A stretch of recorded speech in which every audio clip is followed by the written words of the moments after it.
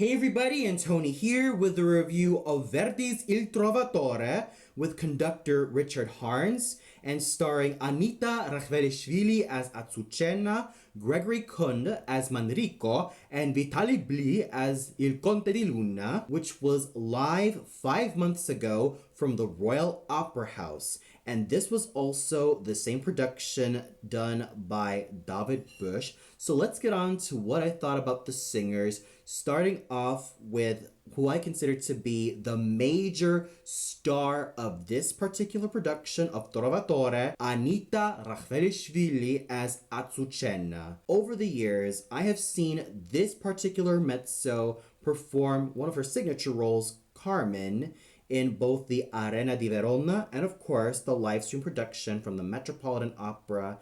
And while I thought she was phenomenal in that role, I thought that she managed to steal the show as Azucena. What I truly love about Anita Rachvelishvili is that she has a powerful, round, rich, firm, and sturdy, dramatic mezzo voice.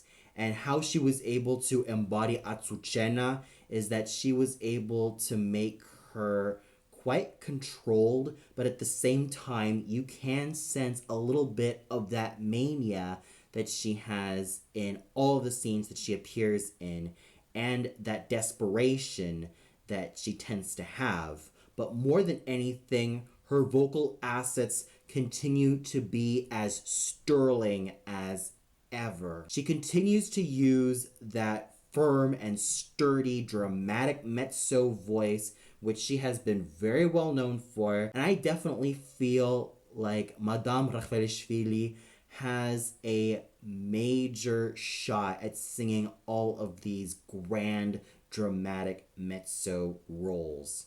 She definitely has the voice and the overall presence, and I can definitely tell that she's not only well trained, but she manages to throw herself into everything she does. And with her performance as Azucena, I thought that everything she did was flawless. Singing our Manrico was the ever fabulous Gregory Kunde.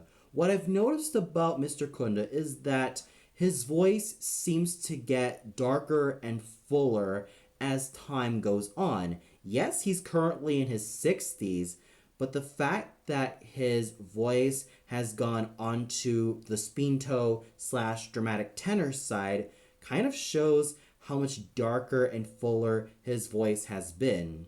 And for those of you who've grown up with Gregory Kunde as a singer, I'm sure that a lot of us have heard him in a lot of the bel canto operas and a lot of these high singing lyric tenor roles. But as the 2010s rolled by, he started to sing a lot of heavier roles like Manrico, the Verdi Otello, and his recent engagements as Sanson from Saint-Saëns, Sanson et Dalila. It's safe to say that Gregory Kunde definitely has a superb instrument. There was no signs of faltering whatsoever.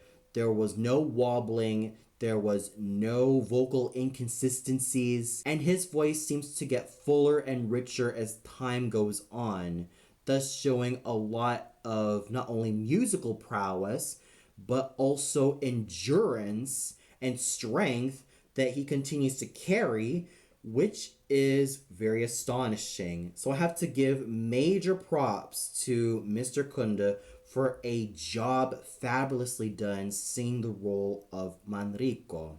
Then we go to Vitaly Bliyy as Il Conte di Luna.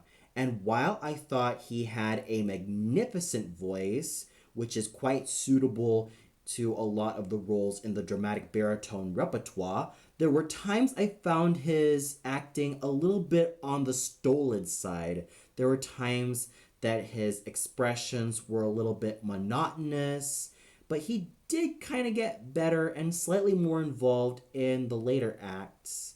Though it's safe to say that when it comes to his major asset being his superb sounding dramatic baritone voice, which is quite rich and full, I have to give him a lot of credit where credit is due, thanks to his fine musicianship and the way he was able to take control of that rich and full dramatic baritone voice. Returning as Leonora d'Aragon was Liana Harutonian, one of today's finest spinto sopranos. What more can I say about Madame Harutonian? She continues to use her full, rich, and heavenly spinto soprano voice to embody the role of Leonora. And of course, her stage presence is absolutely adorable. The way she was able to bring in a lot of life and light to Leonora, and at the same time make her quite determined and very spirited, is something to truly behold. And she was able to give off a lot of energy on stage. I can sense the absolute enthusiasm that Madame Harutonian has when it comes to singing Leonora. And she did a fabulous job all throughout, showing a lot of musical prowess and a lot of theatrical involvement. And we also have Ferrando, sung by the superb Ukrainian basso Alexander Tsimbolyuk, whose dark-sounding, rich, firm, and supple basso cantante voice made a strong impression on Ferrando, and I also thought that he stole the show in this particular role. And his other major asset is that he was able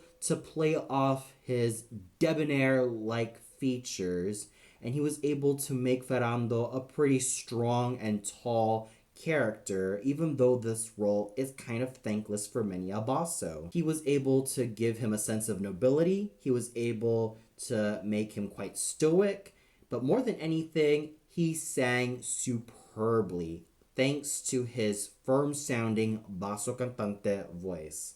We also had such wonderful singing from the minor characters, including that of Samuel Sacker's wonderfully toned, full lyric tenor voice when it comes to singing the role of Ruiz, and of course, Francesca Ciaggina, a young, full lyric soprano who has a bright future, especially evidenced in that lovely dark color that she has.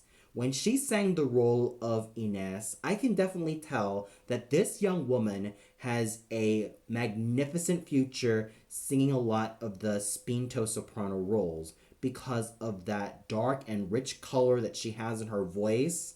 And she seems to be very capable in singing a lot of roles in the spinto soprano repertoire. So overall, I definitely have to say that the singing was superb, with Anita Rachvelishvili being the shining star. And the conducting done by Richard Harns was well done. And what more can I say about the chorus and orchestra of the Royal Opera House? I thought they sounded fabulously. However, there were times that the chorus did sound a little bit ragtagged when it comes to the scene where Ferrando, the soldiers, and Il Conte di Luna are about to abduct Leonora from taking the oath of being a nun. And while that particular passage that they've done was something I didn't care too much about, I thought they were able to pick themselves up really well in the later acts, and they managed to show a lot of fine musicianship. So overall, when it comes to great singers like Anita Rachvelishvili, Gregory Kunde, Vitaly Bliyy, Liana Harutonian, and Alexander Tsimbolyuk, I definitely have to say that this is a must-watch and a must-listen. And for those of you who saw this particular production of Trovatore, what did you think of it? Did you feel like there was a singer who stood out to you so much, whether it be Anita Rachvelishvili or Gregory Kunde or Vitaly Bliyy? Did you feel like there was someone who kind of stuck out like a sore thumb? Or did you feel like the singing didn't hold up to you so much? Comment below and let me know. Well, that's all for now. Be sure to tune in tomorrow for my review of Verdi's Rigoletto live from the Gran Teatro del Liceo. So until then, good night, everybody.